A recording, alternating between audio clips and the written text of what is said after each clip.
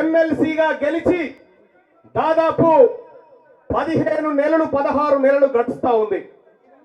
ఈ 16-17 నెలల్లో నేను ఈ మేధావి వర్గం ముందు చెప్తా ఉన్నా, ఇక్కడ ఉన్నటువంటి ప్రజల ముందు చెప్తా ఉన్నా, నా పరిపాలన పైన నా పదవి పైన ప్రజా రెఫరెండాన్ని కోరుతా అని చెప్పి తెలియజేస్తూ, మేధావులారా నేను చేసినటువంటి పని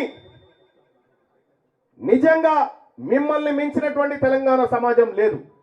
మీరు చెప్పండి, తీన్మార్ మల్లన్న నువ్వు ఎమ్మెల్సీగా గెలిచిన దగ్గర నుంచి నువ్వు పని సరిగా చేయలేదు అనేటువంటి మీ సమాధానం చెప్పండి. ఇప్పుడు రాజీనామా చేయడానికి సిద్ధంగా ఉన్నా.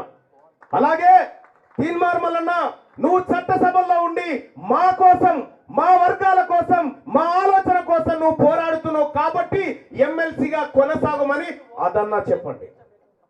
ఈ రెండు మీ కాళ్ళ దగ్గర పెడుతున్న నిర్ణయం మీదే.